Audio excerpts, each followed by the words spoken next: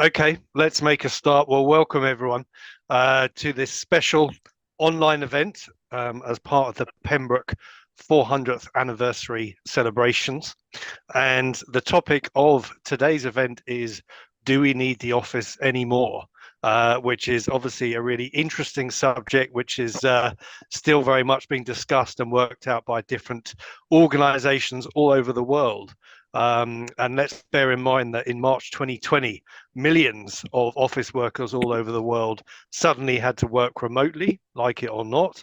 And then since that point, as different countries ease their lockdown restrictions, different countries and different organizations have taken very different views as to how the office is needed or not needed. And that's really what we're here to talk about today. And I'm pleased to say we've got three superb panelists, all from different areas around the world, all with different views on this to provide a really rich debate for us. So what I'm going to do to begin with is just ask each of the panelists to introduce themselves. And then I'm going to give everyone around about 15 minutes to talk through their views in detail with a couple of questions. And then round up with the debate at the end. So, Yong Seng, could I just start with you and ask you to introduce yourself and where you are from in the world, please? Sure. Thank you, Andy. So my name is Yong Seng, and I'm right now in Singapore. I'm originally from Singapore as well. I was at Pembroke from 2000 to 2003, reading an undergraduate degree in law. And in 2003 to 2004, I did a postgraduate in BCL. And it's been 20 years since I left Pembroke formally. I still have fond memories of Pembroke. I was just back recently for Gaudi. And I have been practicing as a lawyer in private practice since then, since leaving Pembroke. I'm a litigation partner in Allen and Gladhill, one of the firms in Singapore. Great. Okay. Thank you very much, Yong Seng. And then Sean, if I can hand over to you. Yeah, good afternoon, everyone. I'm Sean. I'm participating today from Switzerland. I work from home and live here, of course. I was actually born in Oxford. I grew up in Old Marston, which is about 10 minutes away from the city, in case you can't remember the location. It's not far from Headington. And then after schooling in Oxford, I came to Pembroke. I think it was at different times to everyone else, but I was there until 1991. Then I moved into the corporate world and I worked actually in an office till 2022. And today I work from home, and I'm very pleased to join you all and participate in this debate, which I think is relevant and very interesting as well. Thank you. Thanks very much, Sean. And then Dalia, to you. Hi, everyone. I was at Pembroke 2016 for the DIPOL through SBS Said Business School. And in fact, I know Andy from, we were on the same course. I was a postgraduate. And I currently work in a few different industries. I'm an entrepreneur and investor. I have an investment fund with a few partners, actually, that I met through Oxford. That's a UK company. And also a portfolio of investments, mostly commercial real estate in the US. So we do have quite a significant amount of vacant office space at the moment due to this working from home or remote working situation, which as a real estate owner and investor and someone who's answerable to our investors, it's not a good situation for me. So arguing for hybrid is probably a little bit of a conflict of interest, but I'll still continue with this debate and take that position. And so I travel a lot and I work remotely myself quite a bit. So I think I have a good argument to support that. And that's a little bit about me. Thank you. Thank you very much, Dalia. And so three very different viewpoints from different sectors and different areas of the world, which would be great for our debate. And also just to introduce myself, so I'm a Pembroke ambassador, part of the Pembroke ambassador programs, and as Dalia said, I was also on the diploma in organizational leadership in 2016 in a pre-lockdown world, very different world. Okay, so let's get into the subject a little bit more then. And Yong Seng, I'm going to start with you, please, and say give you around about 15 minutes just to share your views on whether you think we do need the office anymore. And interested to hear what you have to say on that. So over to you. Sure. Thank you, Andy. So today's debate is: do we need the office anymore? Like Dalia, I do have a slight interest in defending the office because our firm has 500 lawyers and we have just signed a very long lease for valuable and expensive office space in Singapore. So I do hope that I can justify the cost of renting these expensive premises to the partnership. There is, of course, some hypocrisy. As you can see, I wish this was my office, and it isn't. I'm actually at home. So I do want to say that the office remains important. Do we still need it? Yes.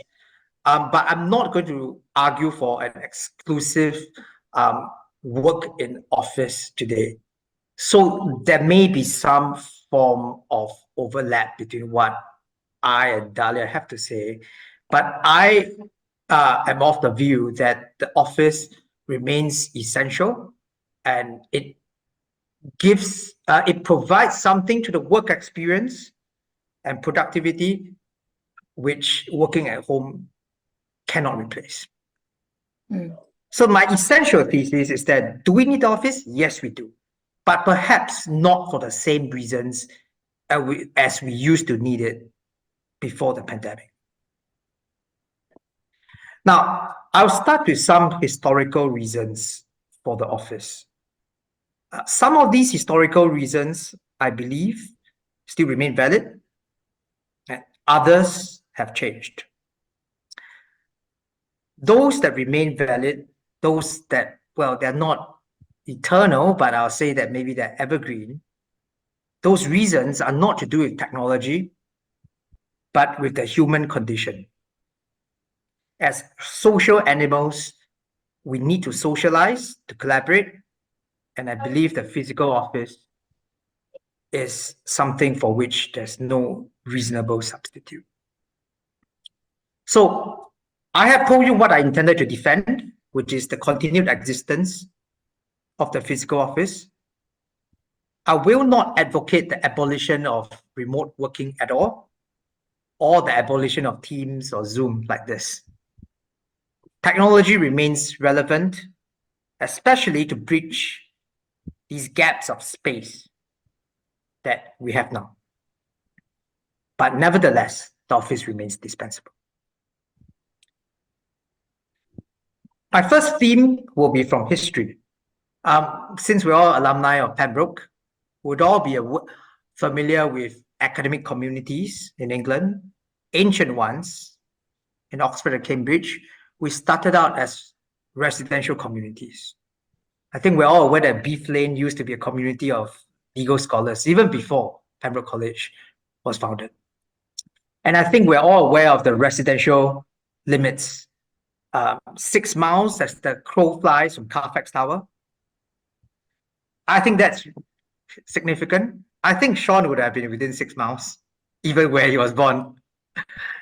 And I'm glad for that because my wife went to Trinity College, and Trinity is obviously within 6 miles. If you walk down Corn Market, you hit there straight away. Now, I looked at this topic first from my own Pembroke experience, and then I looked at the German system, a competing system. I'm not sure whether I pronounced it correctly. It's the Humboldt university system. And unlike English universities, German universities traditionally, not now, but traditionally, did not provide housing for their students. The University of California followed Germany for a while. until the 1950s.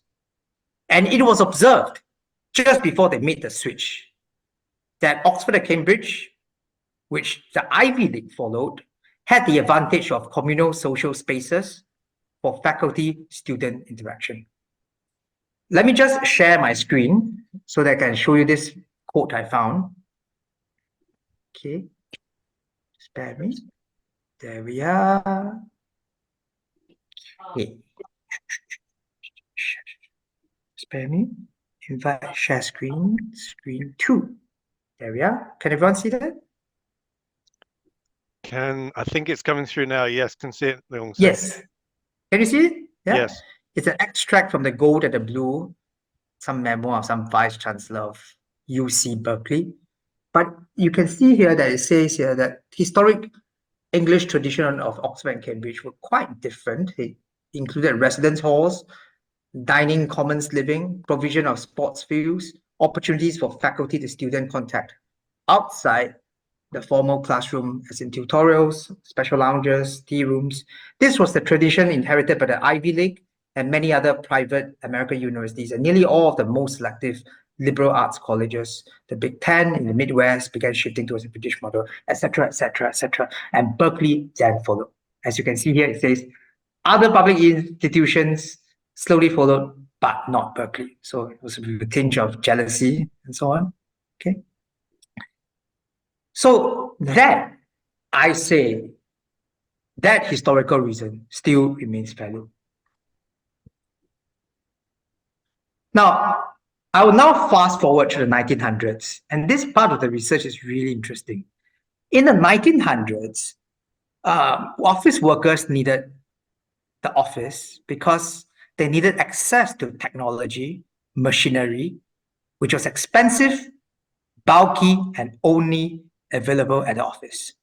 Think of your telegrams, typewriters, telephones, telex. I've never seen one before. Fax machines, they don't exist in Singapore anymore. Business computers, photocopiers. This was all about having access to office machines, almost as if it's Victorian steam style machines in the 19th century, earlier 20th century, before miniaturization, before personal computers and so on. Think not of the Gherkin or the Shard, but of the Chrysler building and even buildings older than that. I did some research today. It's really interesting. The first business building was the Larkin Administration Building in America. It's a Frank Lloyd Wright building. It's got a beautiful Art Deco exterior, but the interior is brutally efficient. And if you don't mind, I would like to show you some photographs of that building. So there we are. Okay. Let me just show you now. Share. Okay. So here's a photograph of the building from the outside. Not too bad. I don't think it's come through yet, Yong Seng. Oh, sorry. Might be coming through now. There we go. Is it okay? Is it okay? Great. So you can see it now. Okay, not too bad. Looks like a power station actually, but still okay. But look at what's inside. Okay, just hold on. Let me just show you Larkin 2.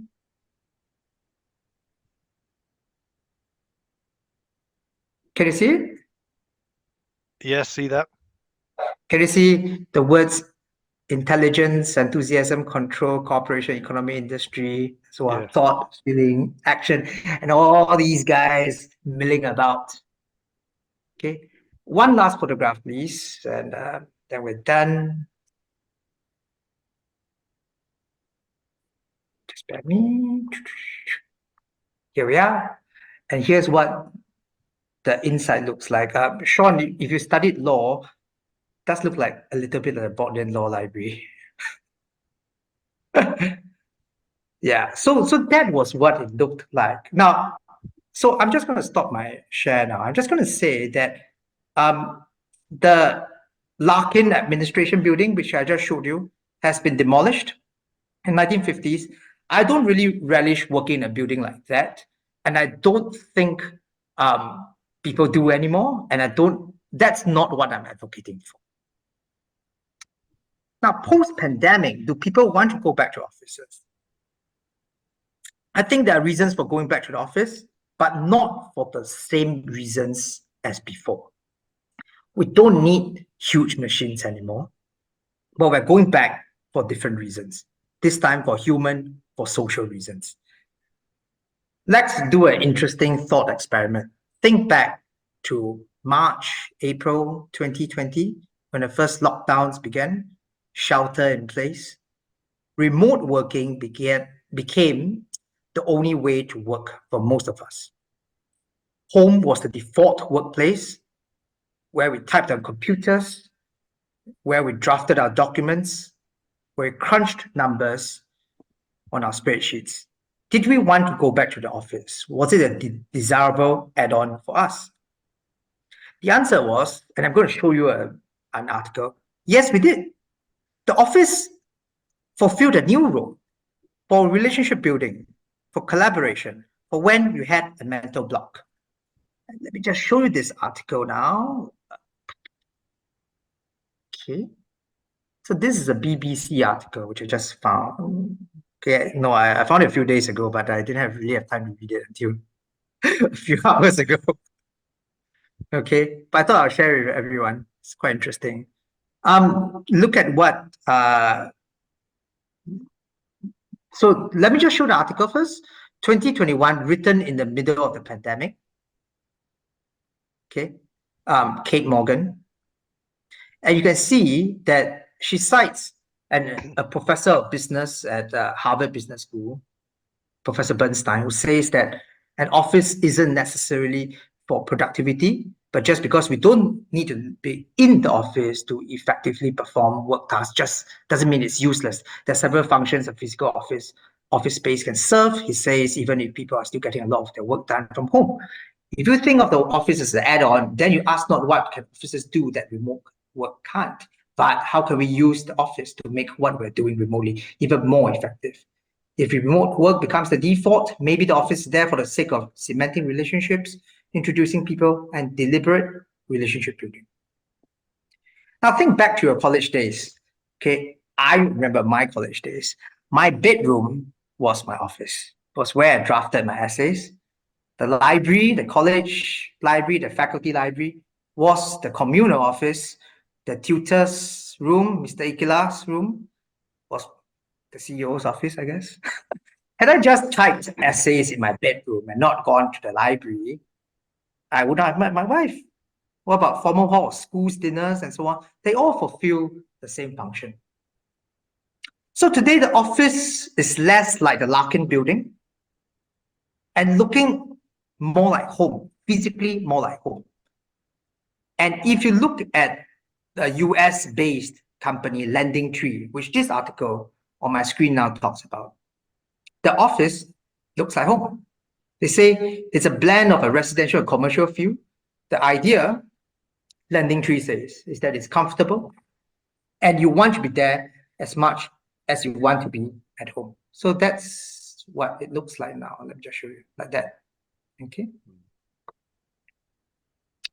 So an office now looks more comfortable. Okay. So that's one big reason why you need an office. Social collaboration in a comfortable setting. The other big reason, I think, is that an office is a home away from home. Just as we say sometimes we need to go home to escape from the office is an escape from home as well. Now, I think during the pandemic, those of us who have children would recall this. I'm just looking at this, page 3. Just bear with me. One person told me who wanted to go back to the office. I've got young children, a wife who also works, and I've been working in a bedroom closet for a year. For some people, being in the office is about focus and knitting together. I think we can all sympathize with that. So an office actually offers clear demarcations from work. You work in the office, you play elsewhere. For the same reason, I found out remote working from a pub doesn't really work for me. It's got too many distractions. So I think we are rethinking the office now. The office is not a place of just drudgery and work. It's not in black and white photos like you just saw. You sit, you talk, you have coffee, you can be alone, and you think. And that's what they're saying here in America. They wanted places they can collaborate in different ways, booths, areas to sit down, have a cup of coffee, lounge spaces to sit and talk, traditional conference spaces, places introverts could get away, gathering spaces for people to come together in an informal way. If we resist the office today, we are likely expressing disdain for the way our previous and probably existing offices are laid out. The concept of an office is not inherently unattractive. A place for people to think, to gather, to share and exchange ideas is valuable as a place to preserve. As this article then ends, here, people need people, and we still do need the office. That's it from me. Thank you. Thank you. Thank you very much, Yong Seng, and a very strong introduction to our debate today with some really good insights and research. Thank you. And I think the history there was particularly interesting and cites a few things I think for us to consider. There are many questions in my mind, but I'm going to move on now to the other panelists, and then we can open up to a fuller debate. And welcome to those who have joined today. And please add any questions in the chat, which you would like to be part of this. Sean, I'm going to hand over to you next for your view on do we need the office anymore. Thank you very much, Andy. So like I said before, I was working in an office till 2022. And then I left my company and I started working from home. I have one major client, and my focus is pretty much that business. But I work from a large workstation, which is really a converted dining table. So it's my own concoction of my own home office. If you asked me 5 years ago, would I consider working from home? I would have laughed and said, I wish. But that all changed, didn't it, when we faced the pandemic? So let me give you my thoughts from the office. As an introduction, I'd like to start by saying some time ago, I came to a pretty stark realization. I'm getting older, we're getting older. I'm not saying we're old or I'm old or getting old even, but I think we're getting older slowly and steadily. And this realization is important because I saw everyone else around me maturing, engaging with me on a far deeper level. So what is this? I asked myself, is it the pandemic? Have we become more reflective? Or have we all grown up? What's the reason? Well, whatever the reason was, it was a good thing. And because I woke up to this fact, I began to think of my life, of which a significant portion had been spent in the office. I asked myself, particularly after the pandemic, what makes my life more enjoyable, more productive? How can I continue to enjoy all these interactions more? COVID was potentially the event that permanently changed how we see our lives interacting with the obligation of work. Maybe it would have come anyway with AI or enhanced technology, but we found ourselves logging on to video calls and connecting meetings online with our colleagues.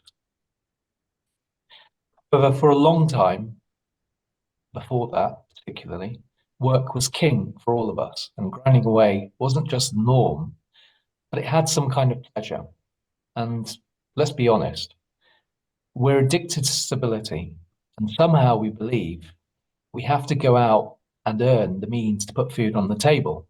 More the better, we think to ourselves. Maybe it's a primeval instinct. Maybe we have some kind of insecurity, caveman insecurity, if you like. But if we're not working, we're doing nothing with our lives.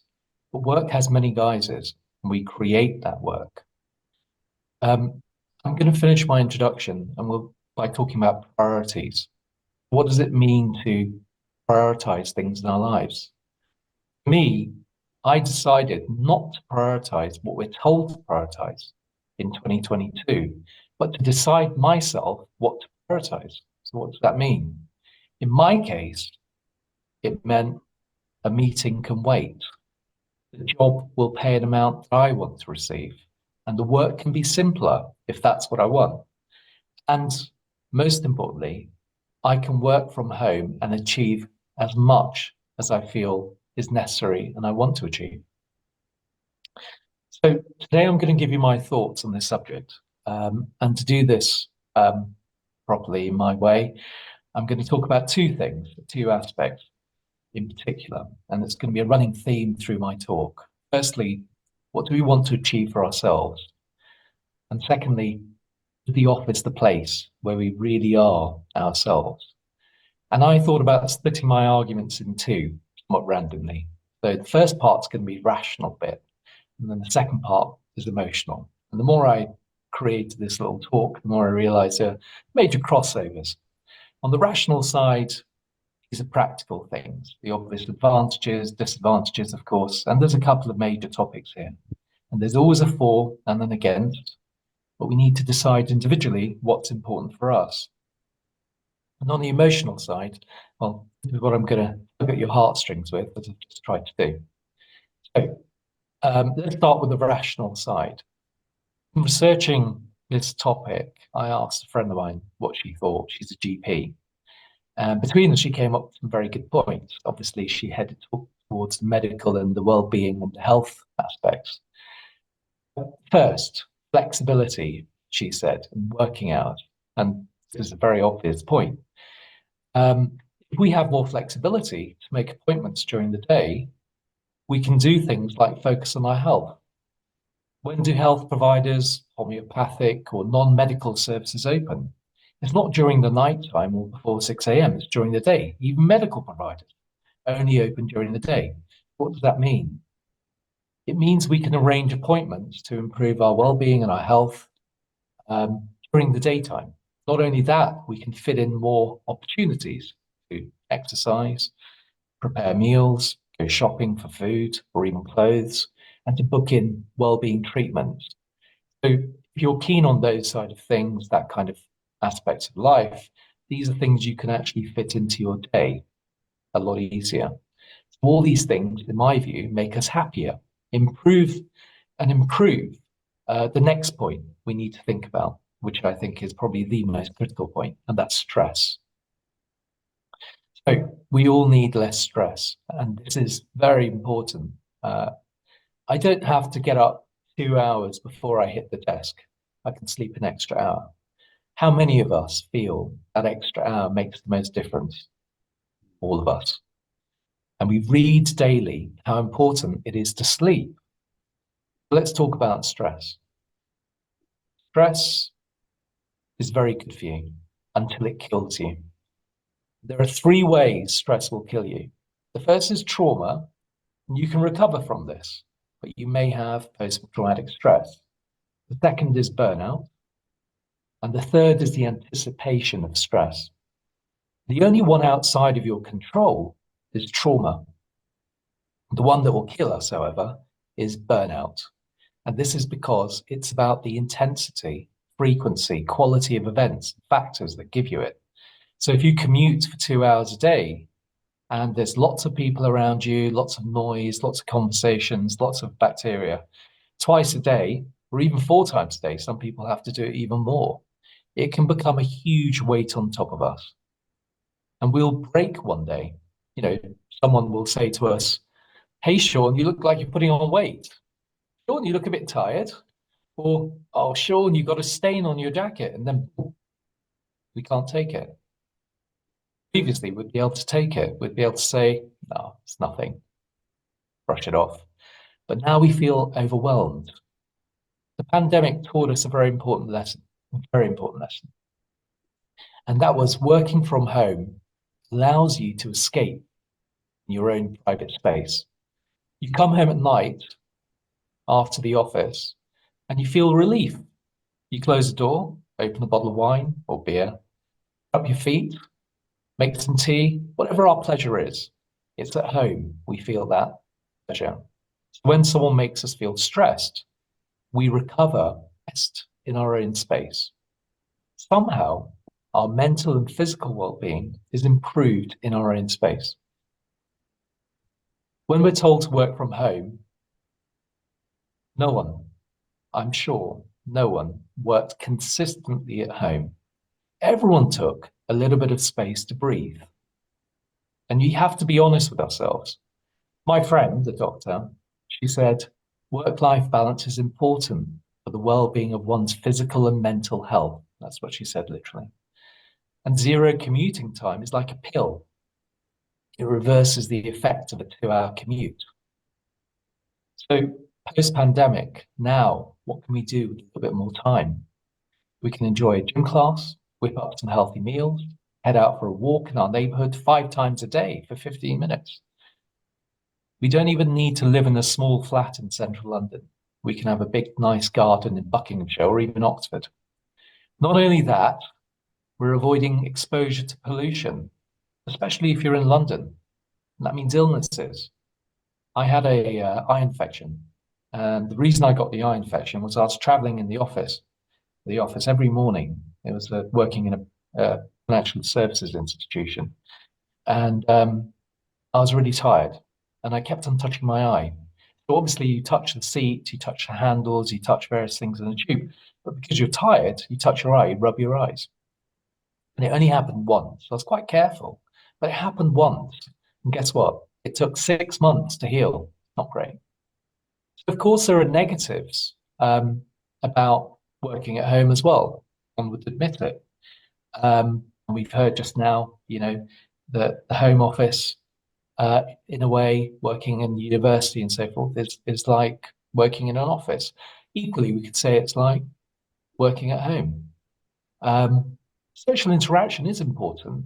Going for a drink, having a laugh, meeting, in the office, meet our colleagues. But we need to find the interaction that's good for us. It's not just colleagues. Just imagine if you had the power to think who's the right person for you, what's the right environment for you, then you would say work is work and life is life. Suddenly, the work relationships are not the ones that we reluctantly put in front of those relationships that really matter. Even at a company level, our bosses contact us, even when we're ill, when we're working from home, and we're still able to do things.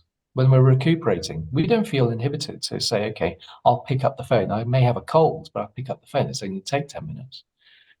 Maybe this will mean less sicknesses. Maybe it'll mean less sick benefits, insurance. So there are savings that you can make. Maybe it will mean that we don't need big offices, that we need smaller offices, more succinct offices.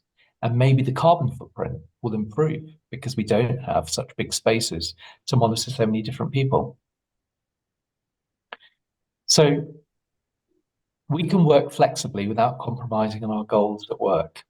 And this all relieves stress. So there is a rational, practical reason why working from home is important. Stress. When do we know we have stress? Well, we're a machine. We get ill, we have headaches, we have dizziness, tiredness, lots of physical signatures. Anxiety sits in our stomach and fear all over our bodies. Imagine if we can control the environment we're in so that we can focus on our own healing and avoidance of extreme stress. So now I'm going to move on to the emotional side. When we had no choice but to work from home, remember when you looked at the list of things you need to do per day or week and thought, wow, because I'm working from home and more in control of my time, I've got so much more free time. And it makes you feel light as a feather almost, because you have the ability to control your time. You have the ability to say, I can prioritize a few things in my life and my work and balance it, work-life balance. That's because you know deep down you have tons of things you can do apart from work as well. Let's think about it even more esoterically. I don't just mean writing a book, doing the lawn, building a tree house, going for a long lunch. I mean, there are all kinds of things we can do with our time. I mean spending the day even with family, friends, or your kids, or even yourself. There are things you can do. This is real quality of life. And working from home means you can mix these activities just by being present without compromising your work, without compromising your productivity, your performance, or in the corporate sector, their bottom line. So another way of looking at it on the emotional side, have you thought about whether you'd see your favorite band if they came into town? We all have a favorite band. Would you want to? Would you go? Well, you might not. Why would you not? You'll say, I don't have time. I don't have time to go. I've got to go to work and I've got to come home. I've got to look after children. I've got to do this, got to do that. Then you'll say and make an excuse. I haven't got time. It's not true. You do have time. We always tell each other, we tell ourselves, we tell each other that we don't have time, but we do have time. One of the good things about working remotely is that you can plan your activities, you can plan your time. You have far more time to think about. It's down to us. We have to, not down to our jobs to make our time, tell us what's going to go on the agenda, what's not going to go on the agenda. It's for us. We have to decide that. Because otherwise, what would we do? We'd move from bed to kitchen to desk to bed, and that's not going to work. So let's be honest. We want a better life, and we want to be present with those we love, and we want to have more activities and more things in our life. We want to balance our life. Work will never be an excuse, but we can do both.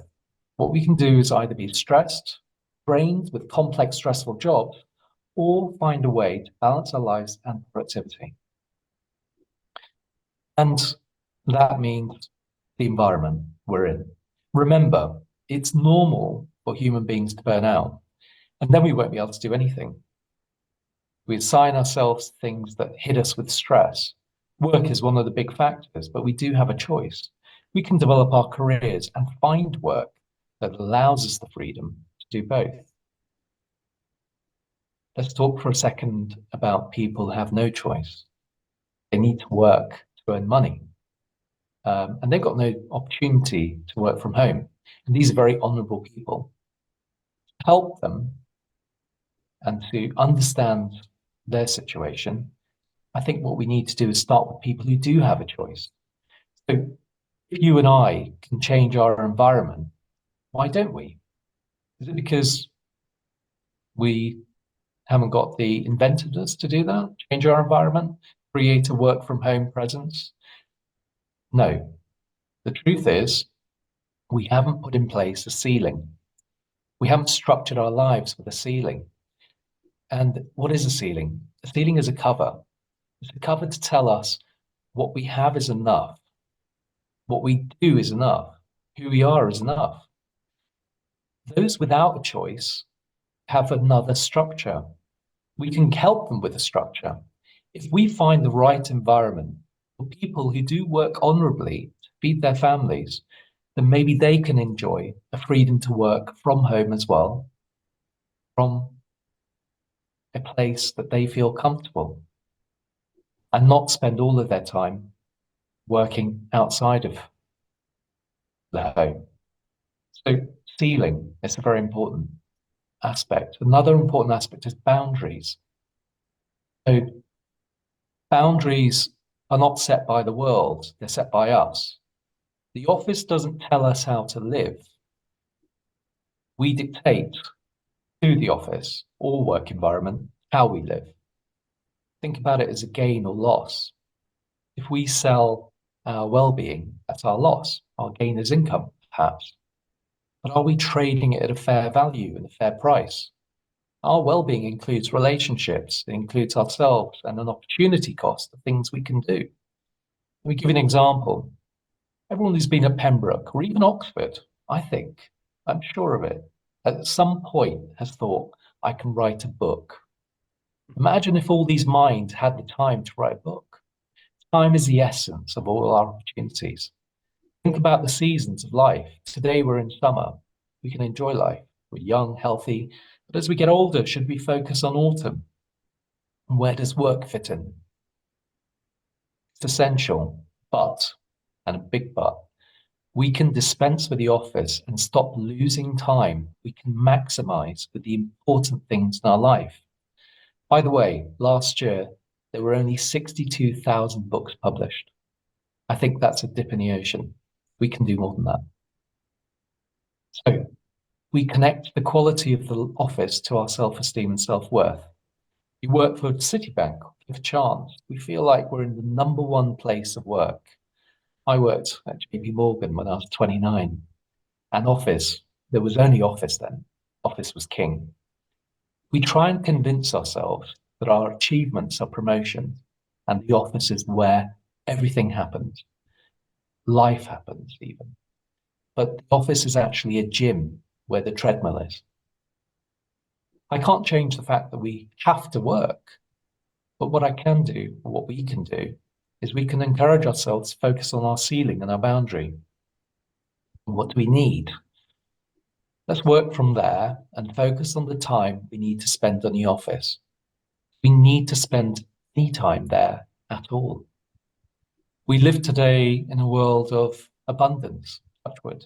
It's a bad time as well. It's a time of war as well. It's not a clear-cut picture, but in our world, in the Western world today, we live in a world of abundance, but we always think we need more.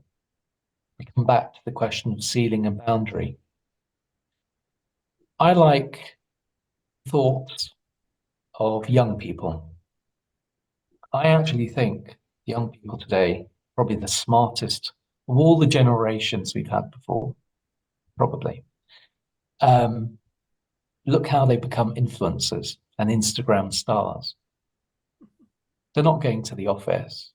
They're working from their bedrooms. I don't need to be an intern in JP Morgan to learn about finance. I can learn online. 30 years ago, 40 years ago, in order to learn about finance, you'd have to work in a bank. You had to work in a law firm to learn about the practicalities of being a top lawyer. You can learn a great deal online now. So there is a decreasing amount that's needed for us to be working in an office. We need to think about it and figure out how we can live without the strictures of an office. I'm nearly finished, but I want to talk for a few minutes about something that I think is quite critical to the debate, AI. Is it going to be easier for us or harder for those who lose their jobs? Is AI going to make life easier for us? Are we going to even need work in the office as much as we used to? Our job's going to get less. AI may make the office less relevant, but that does demand that what I've said before now is something we think about. We have to find all the things that we can do, need to do, want to do, in and out of the office. But in particular, outside the office, we need to create our own environment, the right environment for us. And the big question is, if you take away the gym, can we still use a treadmill? Why not? We have to. Think of finding the right work and the right environment for us. How much happier will we be and possibly productive? And I'd like to conclude with a question. What if we rebel against office culture? The answer is, well, of course, companies, employers, and even society has to accommodate us. So we do have a choice. Let's do it. Thank you. Thank you very much, Sean. Again, so many interesting points there to reflect on and to discuss later, and some really interesting angles, particularly around the creation of time. I thought that was particularly interesting. So finally, last and not least, Dalia, I'll hand over to you for your view on, do we need the office anymore? Okay, thank you, Andy. I think my microphone is working. Absolutely. So there is some overlap with the points we heard from Tay and from Sean. So I think that gives us a good foundation to get into the points that I'm making, which is I have just prepared an overview on some key points that argue for a hybrid model. And so, for example, we heard from Tay, there is an increased productivity and efficiency within office space. And it's very important for employees or business partners to have an environment that they're able to collaborate with one another. And if we have both the remote work and we have an office space, this gives people an opportunity to have a space where they can work together, focus on teams and building relationships, not just for the need to socialize, as we are social animals, but there's a different form of collaboration when you're physically present than just doing this online video chatting and video calls. So there is an increased productivity, and collaboration is certainly shown in the research to be improved in office space. However, when you have remote work, there's also an increase in a deeper type of work where people can just be in their own space and have the sort of relaxation that provides an environment for the brain to function a little better, where you don't have the stress of rushing to the office and getting stuck in traffic or being exposed to some of the negative consequences of being in the office every day. So as I mentioned, we have increased productivity, efficiency, improved collaboration, and there's also an increase in innovation through these spontaneous interactions in the office space. And you also have more of an opportunity for brainstorming sessions, which is vital for team building and team cohesion. And also learning from peers, which it is more difficult to do that remotely. An interesting point that Sean made, which I think is also relevant to what I'm saying here, is there is a demand for remote work now. A lot of talent will not take a job that's purely in the office. They would just say, sorry, I'm not interested in this job. I need flexibility. I prefer working remote. I want my freedom. So no, thank you. I'll go for a different job. So offering the hybrid model appeals to a broader talent pool, and it accommodates different preferences and different life situations. That makes the organization more attractive. So for any kind of organization looking to attract top talent, I would say the hybrid model is very appealing. And for the organization, there's also a lot of improved benefits like cost efficiency.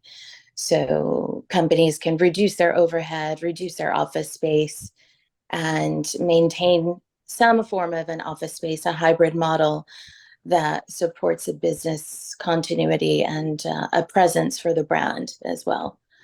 So having some kind of physical space is beneficial for various organizations, even if most of the employees prefer to work remote.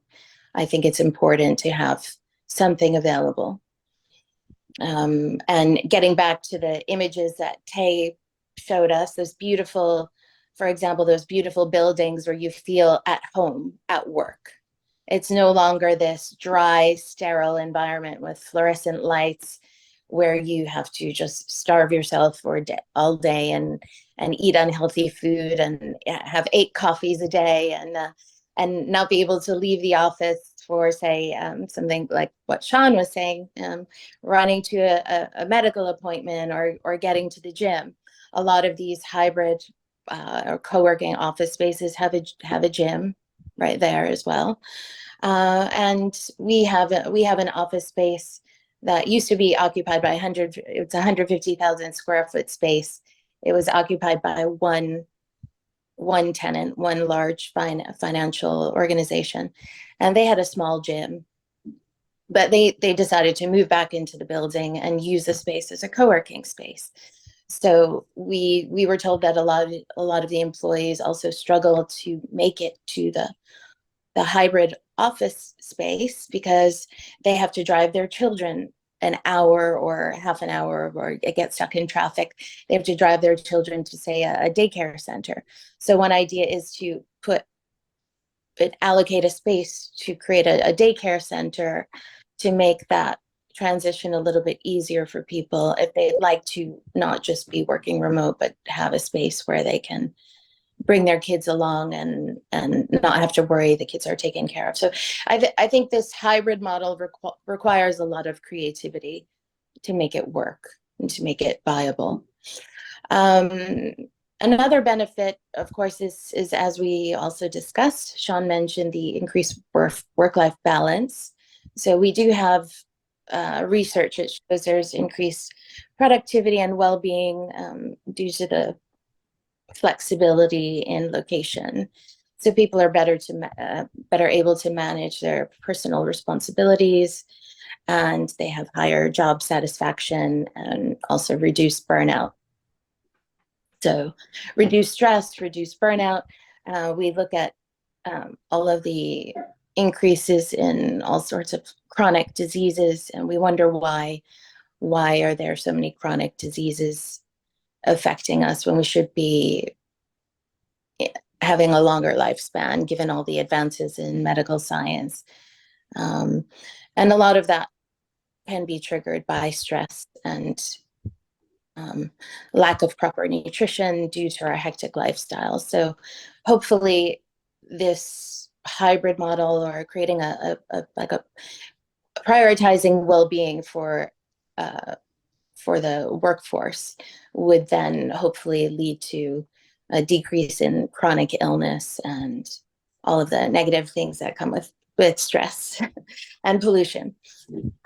So the last point that I'd like to make on the hybrid model is also that it allows organizations to have more adaptability and resilience. So, for example, if there is another natural disaster or a health crisis like COVID, the hybrid model gives organizations a quicker, adaptable response to change, where they're not locked into, say, a long-term lease, and they would not deal with all of the negative consequences that we've seen due to COVID. Of course, that's not good for landlords. And there needs to be sort of a happy medium so that landlords can also be more adaptable if something like that changes, and not go out of business in some sort of situation where that's beyond our control.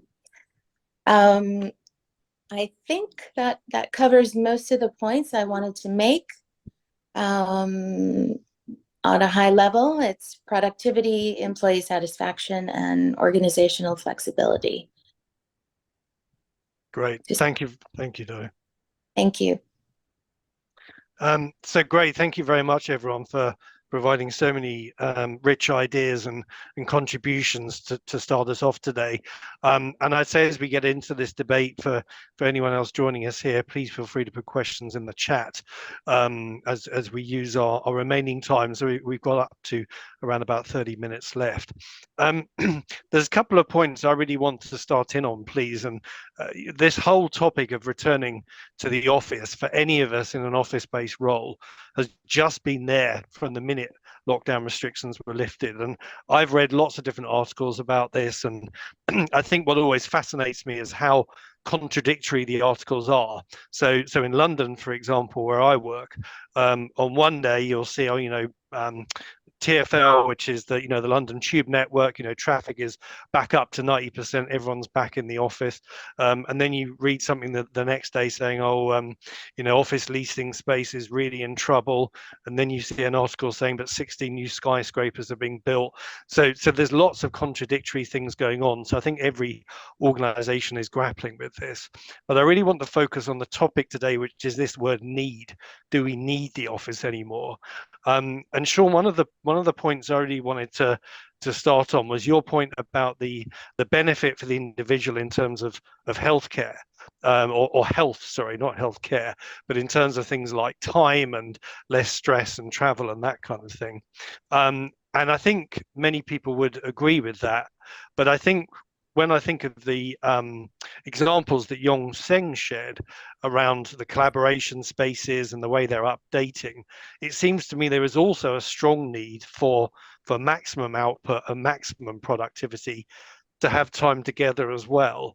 And I just wondered, Sean, in your mind, when you're thinking through all these benefits of not having the office, is there anything in that for you, or is it just, I don't care how strong that benefit is, the benefit to the individual and to their health is so strong that we can do without that? I think there's always a way to bring people together.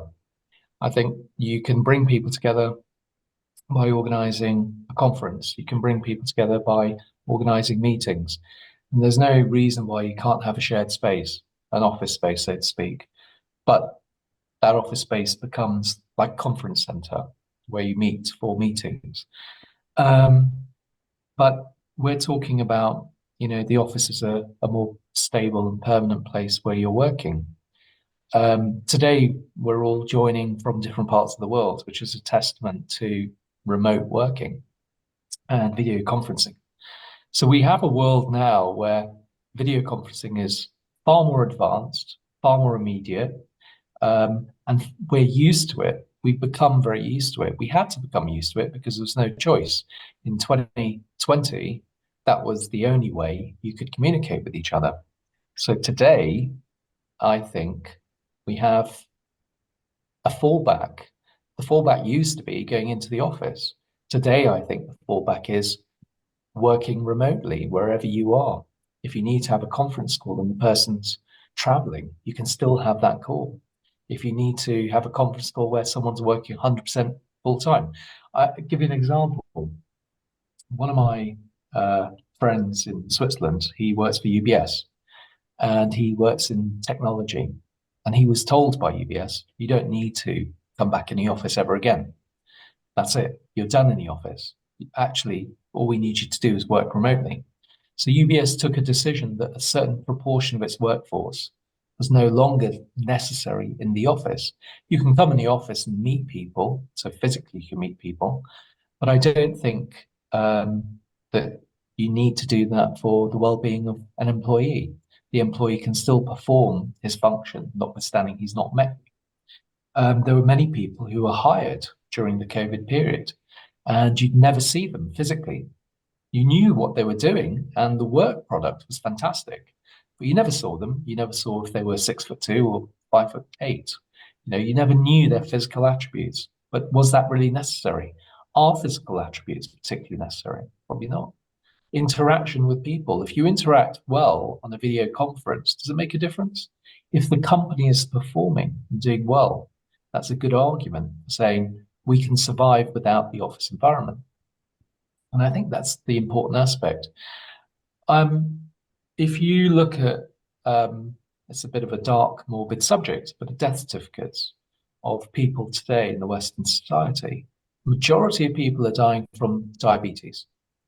And diabetes is a little understood disease, but we all know that there are certain things you can do to improve your chances against chronic diseases, and that is reduce stress, eat better, look after yourself, have a proper sense of well-being, because some people don't want to, but many people do want to live to a healthy old age, and healthy being the operative word. And I think today, when you have a very stressful environment where things are very much about performance, very much about money, income, we need to be mindful of the well-being of people. And I think the number one thing to think about is to say, we don't need to think that the office is the be-all or end-all of our productivity.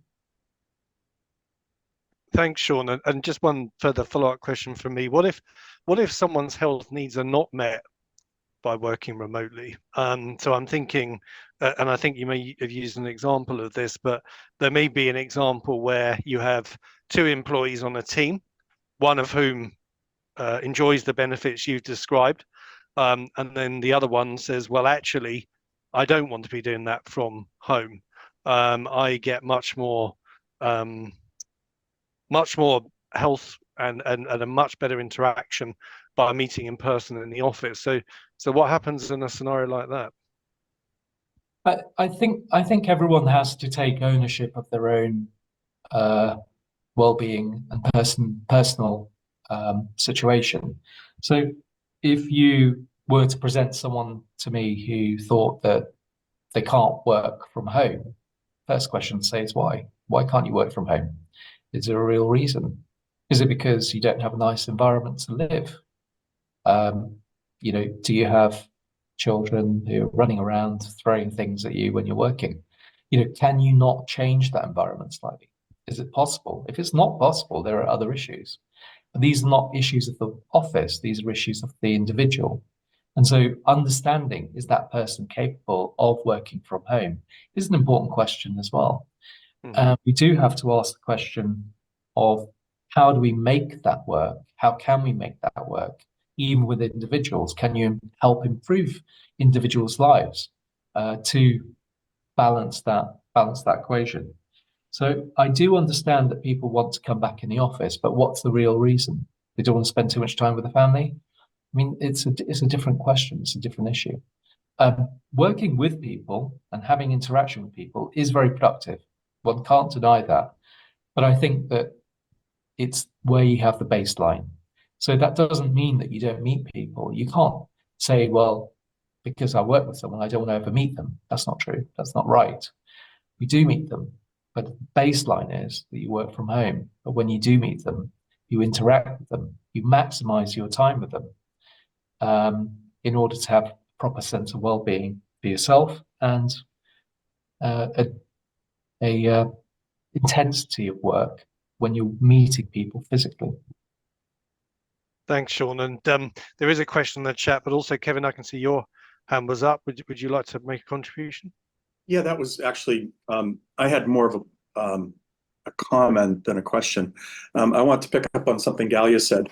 I have friends in consulting and in law firms who said that the productivity of their freshman class coming in, let's say, or who aren't in the office, their productivity is so far down from pre-COVID when a junior lawyer could pop into the senior lawyer's office and ask a question, or Boston Consulting, see someone in the hallway and start chatting. They said the productivity per person coming in who's doing this by Zoom versus in person is the delta is huge, or the gap is huge. So there's a big benefit, especially for incoming workers, to be in the office with senior people. You're not going to email a senior partner in a law firm and say, hey, can I grab you for a minute? He's not going to have time for you.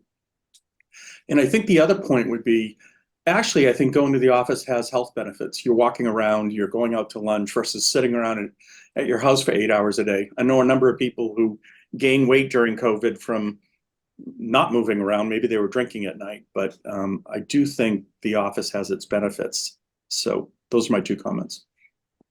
Great, thank you very much, Kevin. And I think that confirms my point around. I hear many of these facts being introduced, and I think it's interesting how one will say one thing very strongly, and another one will say, "Oh no, it's so much more effective when everyone works remotely." And I think that's why it's an ever-evolving topic, which is obviously why we're talking about it today. Yong Seng, did you want to come in?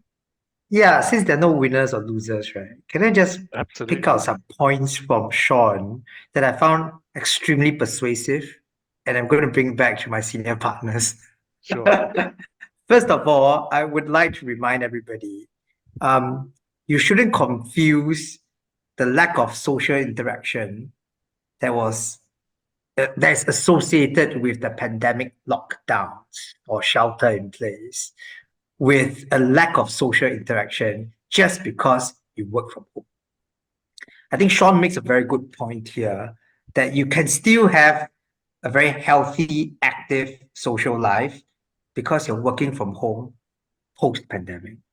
So I think we should draw that distinction here between mandatory working from home during the pandemic and post-pandemic working from home. Second point I want to make is that whenever you have a choice between working from home or working from the office, I must confess, right? Out of this debate, I always choose working from home. And I think the points that Sean pointed out, right, they're all very valid. There are all these personal health reasons. I like to run in the mornings. And in Singapore, once you hit 9 a.m., it's impossible because it's too hot. It's just too humid.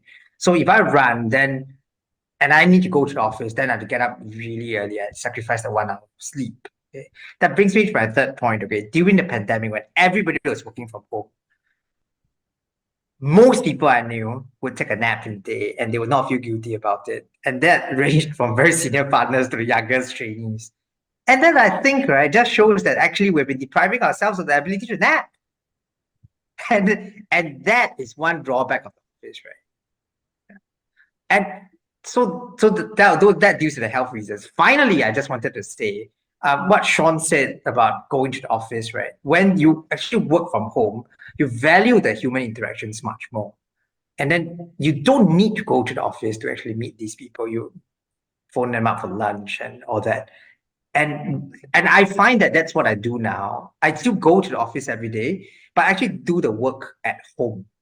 All the drafting and all that I do at home. I go to the office to buy my team lunch so that junior associates know that they exist. I appreciate them. They come and talk to me. Maybe have a beer and stuff like that. But I think that working from home helps you to view your co-workers as human beings as well, because you already have a social life at home. So having that your additional workmates, right, your colleagues become your workmates, you see. It's just a different form of friends. I'm so sorry that I seem to have switched sides, okay? But since there's no winners or losers, right, I thought the debate format is useful because I want to see the best arguments from the other side. And you can't do that if you're just arguing against yourselves. Very much so, Yong Seng, and I think again it's this theme of an ever emerging debate, which is what makes it so fascinating. A question in the chat was: are there some jobs which cannot be performed remotely? For example, care working, and yes, absolutely there are. And I think Sean, I think you were making that point around how can people with jobs like that take better care of themselves when they don't have the option for that. But I think there's also an interesting angle, and I've certainly heard this in my workplace where we do work in a hybrid environment, around that tension sometimes with some jobs which cannot be done remotely and those that can, and this kind of perception that there might be some kind of almost two-tier audience or a two-tier approach to this, which isn't fair. Dalia, I just wondered on your point around hybrid working in particular, around, do you have examples of where that's managed very well? Because I was just thinking again of my experience where you can have hybrid working, but that doesn't necessarily mean all the right people are together in person. The reality for me seems to be that hybrid working means some might be in the office, some joining by a video screen, and you've got this imbalance the whole time. And I just wonder, do you have an experience of that, and an experience of maybe how that could be managed well to bring the benefits of hybrid working? Yeah. Just to get back here, sorry, I was getting a call. I think the team leaders in the organization should make an effort to organize some sort of regular meetings so that people are not working at the hybrid space at odd hours, and you can ensure there's time for that collaboration. If there's no schedule and people are coming and going, I think you would not get that benefit of having the hybrid model. So, for example, we have this tenant that is now using our co-working space, and they've really minimized their use of the space compared to what it used to be. But they use it mostly for training and team sessions. So you really do need a space for learning. I think that's what hybrid works best for, is for learning from peers. And if everyone's going to the office in this hybrid model and working independently, I think that defeats the purpose of having an office altogether, because the concept is that's when it's best for teamwork. It can also be used for people. Many people might not have a space at home. Not everyone is financially stable enough to have a large home with a private office at home, where they can just separate their work space at home from their living space. And there is a sort of, that can lead to some stress at home if your workspace and your living space is all in one and you have no separation of the two. Then you feel like, I can't relax at home because this is now my workspace, right? So that's another argument for having a hybrid model. You have to think about people who are in a different phase of life, right? Maybe they recently graduated and they don't have a high enough income. And so I think that's a big factor when you argue for hybrid or remote. There's so many different factors and different life circumstances that you need to consider. I'm not sure. Question or No, very much so. Thanks, Dalia. And I think it shows, certainly it's now one of those complex situations for managers to manage. And for many, that just wasn't something they had to consider before. And as you said, different people in different stages of life with different wants and needs, and trying to get that right so that you have people together to bring the benefit of that collaboration.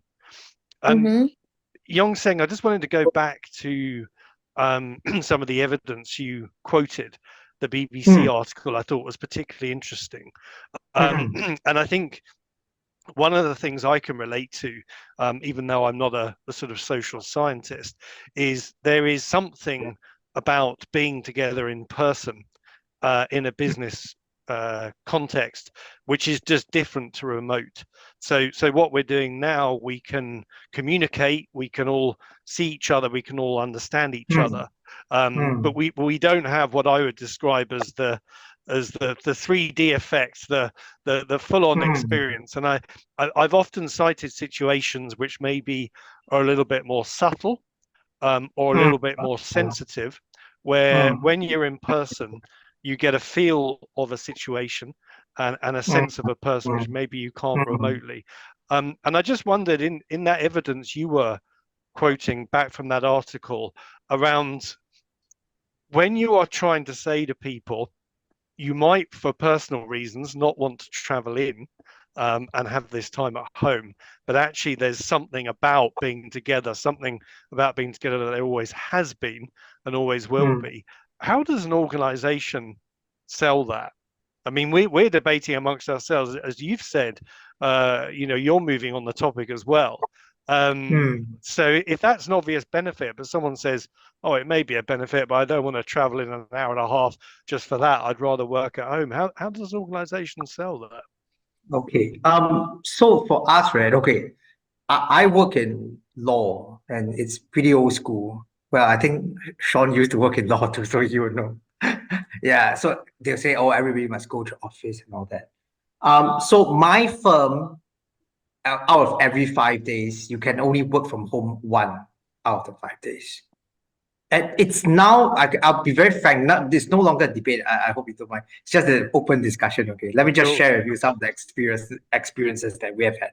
If you tell an employee today in Singapore, and I think it's the same, whether it's in Singapore, London, New York, or Zurich, or wherever, big financial centers, if you tell a young person who's 22 years old, 24 years old, you can never work at home, I think you will not be able to hire that person. It's employees market now, and I think the pandemic has changed working forever. And I think Sean's points of view are now becoming more and more prevalent. So we can't ignore that anymore. So what we do is we make sure that, okay, they come in every day except for that one day. And even on what I try to do personally with my team is that when they come in, I try to shorten the number of hours. So I'm okay if they come in about 10 o'clock because I know they're clearing emails. And when I send them a message and say, can you speak? Then they say, I'm actually on transit. I mean, I'm coming into the office right now out of the peak hour. I'm saying, okay, I'll just do something else for the time being. So I try to reduce the number of hours. So I'll try to make the office less painful. It actually is. I think Sean isn't saying that human interaction isn't important. And I think that I think he agrees unless he's a hermit. Please bear with me. Yeah, I do apologize, but I don't think he's a hermit.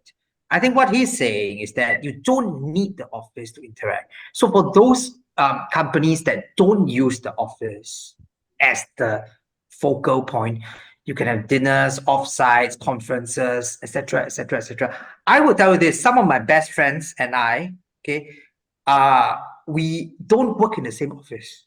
We collaborate very well together because we meet once a year, twice a year. They're in Japan, they're in London, and we have drinks. We are lawyers as well, and we meet most of the time on Zoom like this, and it still works. Yeah. Yeah. Interesting. Yeah. Yeah, and I wondered your point there about the employee retention is very interesting, and I think you hear this a lot, and I think we're seeing increasing evidence of it as well. But I do come back to, I mean, again, I'm quoting London just because that's where I work, and I see articles about this every day. The fact that organizations are investing significant amounts in new office blocks, skyscrapers, whatever you want to call them. I think, I say, I'm pretty sure I read the other day. There's something like 16 new different developments in London, which is would have been significant even pre-pandemic, let alone now. So for me, there's something about that's where the money is going. The organisations have taken that decision to invest quite considerably, but they will also be aware of what you've said, Yong Seng, which is that in the employee market, particularly in the younger employee market, there is a demand to have remote working as well. And how are those two things going to tie together? Because for me, they seem potentially quite contradictory. And I'll open that to anyone for views on that.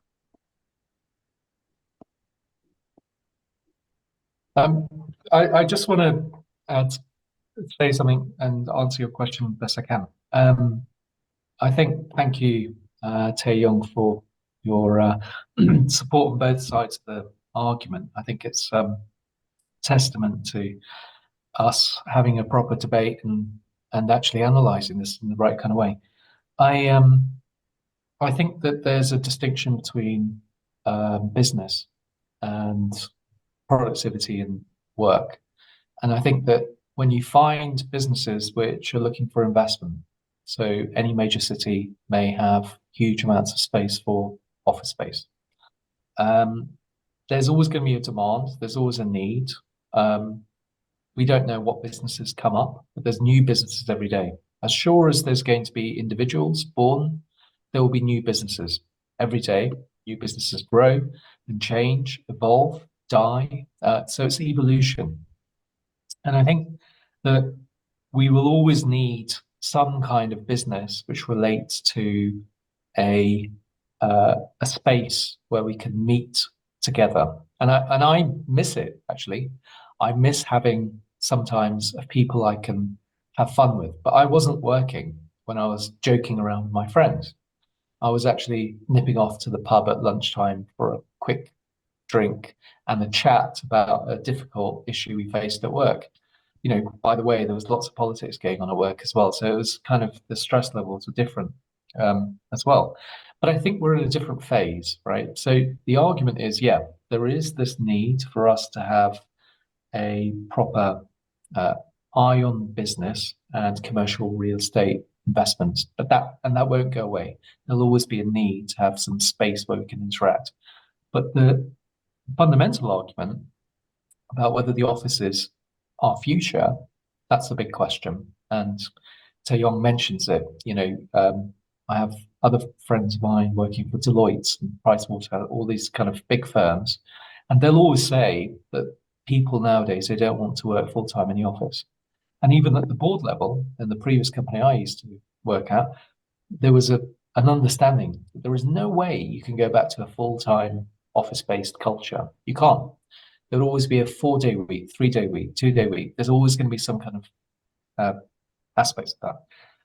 One last thing, and I think this was something which Michael mentioned, and I think it's really important, and that is, where are we going? We are now really focused on our health and well-being. We're worried that we're getting sick, getting chronic diseases, putting on weight, people working from home. Why are they getting fat?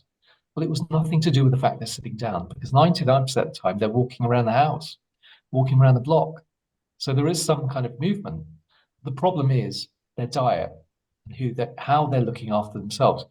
We're getting much more involved and in tune with our longevity and the quality of the life that we're going to live in the future.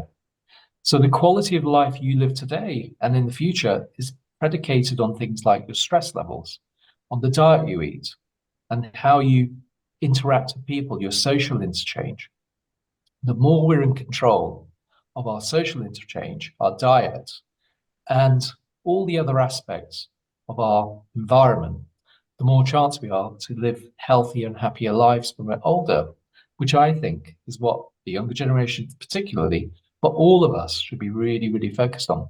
So I think there's, well-being is such a critical part of the post-pandemic environment, and also productivity, and how does that connect with office and working from home. And it's our managers' jobs to manage interaction. Always has been. Branding. What makes a great brand? It's JP Morgan. There used to be an advert when I was young working for JP Morgan, and it was nothing. There was no advert. It was just like a guy looking out a window, and it said, "I work for JP Morgan." And there was nothing else. He didn't say anything else. But it was such a strong brand that the fact that you're working for JP Morgan is life itself. Now, can you imagine that being on the TV today? That was on actual TV. I work for JP Morgan. You can't do it today. People don't give a monkey's. Excuse my English. So the truth is that we do need to change according to the current customs, mores, civilization we're in today. People do want to look after themselves. They want to remain young looking. They want to be fit. They want to live healthily when they're older. When I'm 70, I want to be able to walk up a hill, up the mountain, have a couple of beers with my friends. So you need to ensure that you yourself are healthy. Well-being is very important. And I think that's the fundamental aspect of the office. Okay. Thank you very much, Sean. I think on that point, I'm going to bring our fascinating debate to a conclusion. And it has been so interesting to hear everyone's views from Yong Seng, from Sean, and from Dalia. So many different aspects have been brought in, some based on research, some based on anecdote. And as I said, an ever-evolving topic, which is what makes this so interesting. I think, just to be clear in conclusion, that a recording of this will be available on the college website for everyone to have a look at, and hopefully engage with and start to make their own contributions, thoughts on this topic. And I'm going to conclude by handing over to Steve Atkinson for some final words. So Steve, I will hand over to you. Thanks, Andy, and thanks again to everybody for taking part in the debate. Appreciate the college in putting this together in terms of the technicalities of it, so thanks, Rishi, for that. But particular thanks to you, Andy, for having this idea many months ago, and we finally brought it to fruition, so thanks for that, and thanks very much for your very efficient handling of the facilitation of this debate this afternoon, which has been extremely interesting. Thanks to all of you, but thanks to you, Andy, for that.